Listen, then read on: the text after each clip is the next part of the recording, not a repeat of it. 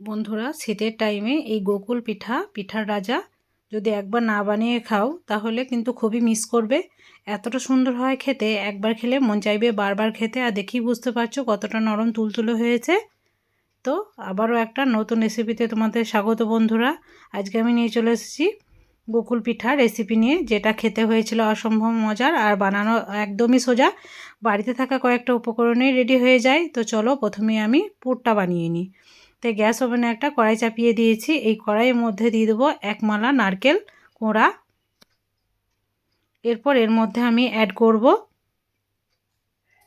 খেজুর গুড়ের পাটালি।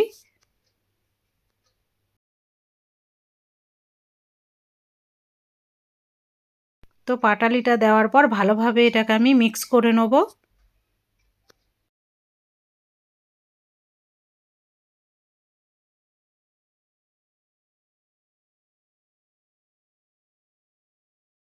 তো খুব সুন্দরভাবে দেখো আমি গলিয়ে নিয়েছি। নারকেলের সাথে পাটালিটা খুব সুন্দরভাবে গলে গেছে।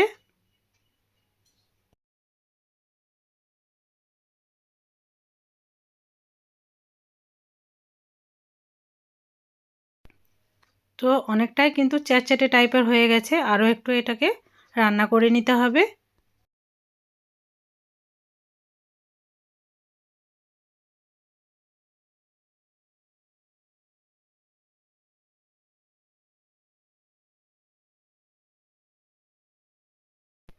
তো বন্ধুরা দেখো খুব সুন্দরভাবে আমি এটাকে রান্না করে নিয়েছি। এরপর এখানে আমি অ্যাড করব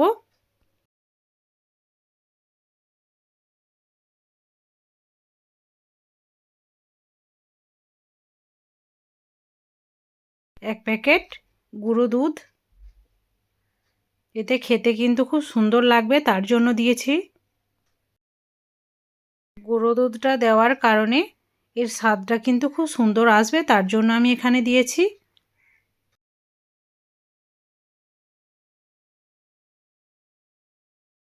আবারও খুব ভালোভাবে এটাকে মিক্স করে নিচ্ছি। তো খুব সুন্দরভাবে মিক্স করে নিতে হবে। আর আঁচটা থাকবে লো টু মিডিয়াম আঁচে, না হলে হাই ফ্লেমে দিলে এটা তলাতে ধরে যেতে পারে।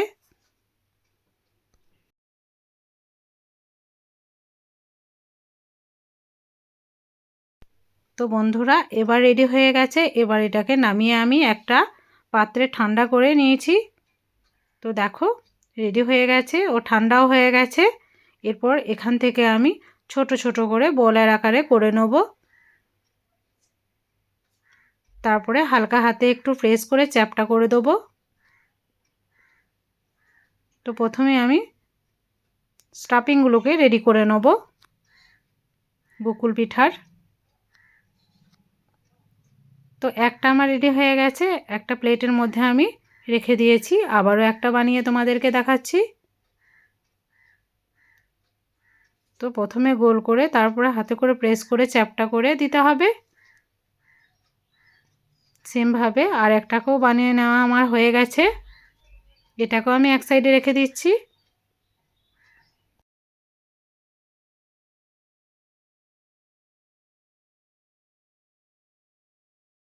সেম পদ্ধতিতে সবগুলোকেই আমি বানিয়ে নেব।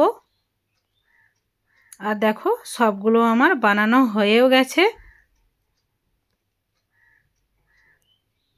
তো দেখো বন্ধুরা ঠিক এইরকম হবে।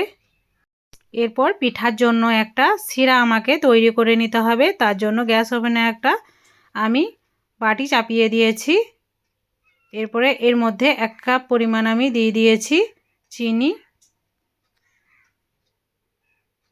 দিয়ে দেবো 2টি এলাচকে ফাটিয়ে।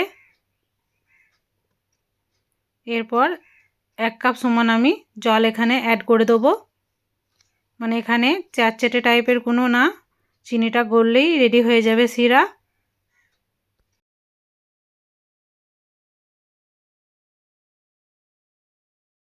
তো জল দেওয়ার পর ভালোভাবে এটাকে আমি মিক্স করে নিচ্ছি। তো বন্ধুরা দেখো খুব সুন্দরভাবে চিনিটা মেল্ট হয়ে গেছে।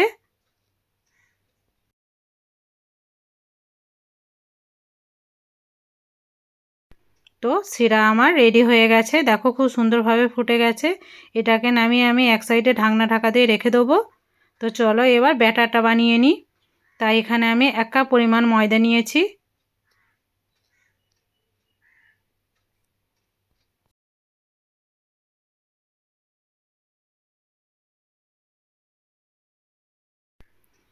তো ময়দাটা আমি নিয়ে নিয়েছি। এরপর এখানে আমি অ্যাড করব 1 চামচ পরিমাণ ঘি।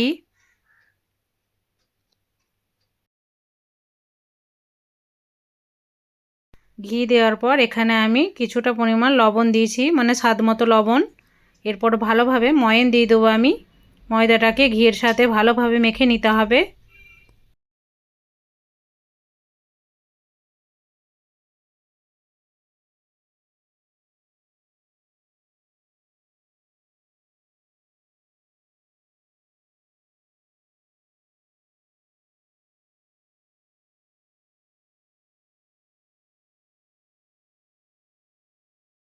তো বন্ধুরা দেখো কত সুন্দরভাবে ময়ানটা দেওয়া হয়েছে, একদম হাতে মুঠো পেকে যাচ্ছে, আবার ভেঙে দিলে গুঁড়িয়ে যাচ্ছে। ময়ানটা যদি পারফেক্ট দেওয়া হয় তাহলে পিঠাগুলোও খেতে কিন্তু খুব সুন্দর লাগবে আর একদম মচমচে হবে। তো অল্প অল্প জল দিয়ে এখানে আমি একটা ব্যাটার তৈরি করে নেব।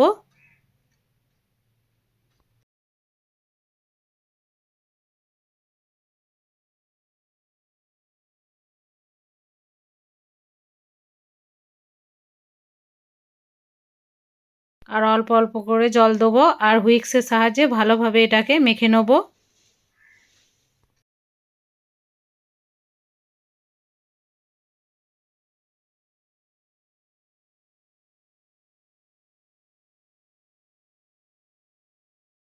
তো বন্ধুরা দেখো অল্প অল্প জল দিয়ে এটাকে আমি রেডি করে নিচ্ছি ব্যাটারটাকে।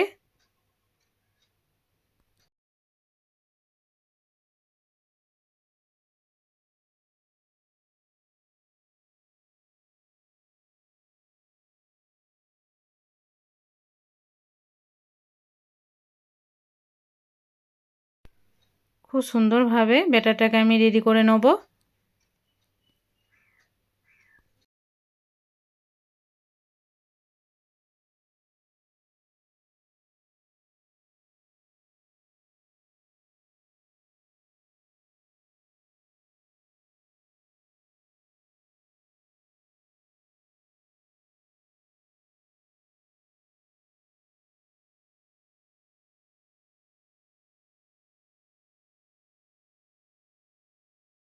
আর ভালোভাবে ফেটিয়ে নিতে হবে, তাহলে খুব সুন্দরভাবে পিঠাগুলো কিন্তু রেডি হবে।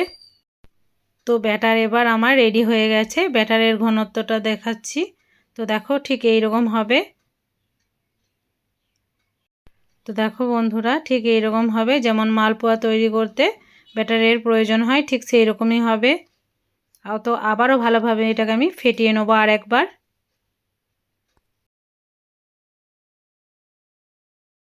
তো ব্যাটার একদম সম্পূর্ণ রেডি হয়ে গেছে। চলো গ্যাস ওভেনের কাছে চলে যাই। গ্যাস ওভেনে আমি আগে থেকে একটা কড়াইয়ের মধ্যে তেল গরম করতে দিয়ে দিয়েছি।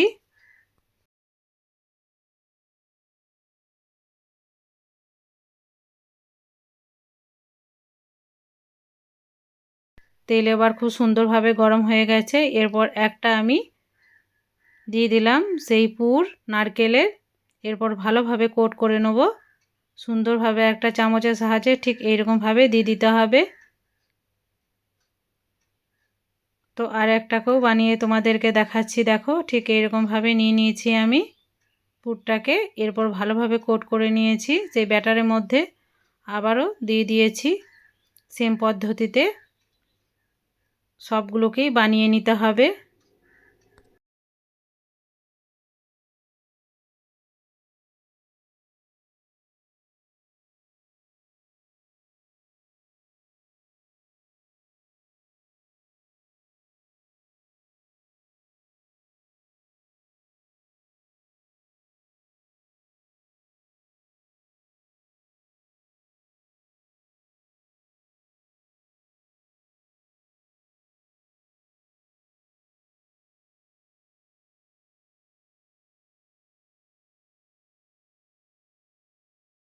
তো এক এক করে বেশ কয়েকটা আমি তেলের মধ্যে ছেড়ে দিয়েছি। তো একটু তেল ছিটিয়ে দিতে হবে, তাহলে উপর নিচ ভালোভাবে ফুলবে। তো উল্টে পাল্টে নিতে হবে।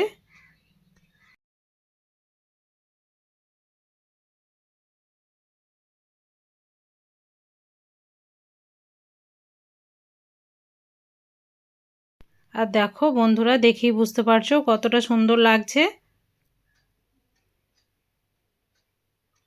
তো এগুলোকে লো টু মিডিয়াম আঁচের মধ্যে কিন্তু ভেজে নিতে হবে। তো দেখো রেডি হয়ে গেছে। সরাসরি আমি সেই শিরার মধ্যে দিয়ে দিচ্ছি তুলে।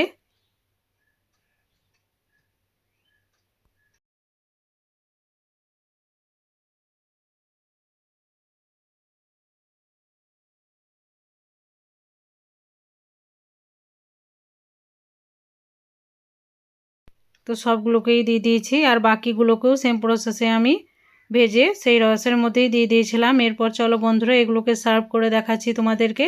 তাই একটি প্লেট নিয়ে নিয়েছি। এই প্লেটের মধ্যে আমি তুলে তোমাদেরকে দেখাবো।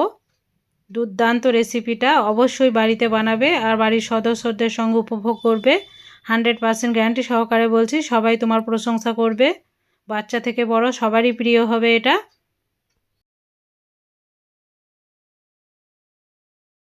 আর যেহেতু পিঠের রাজা গোকুল পিঠা, দুর্দান্ত স্বাদের এই পিঠা, একবার হলেও বাড়িতে বারবার বলছি বানাবে।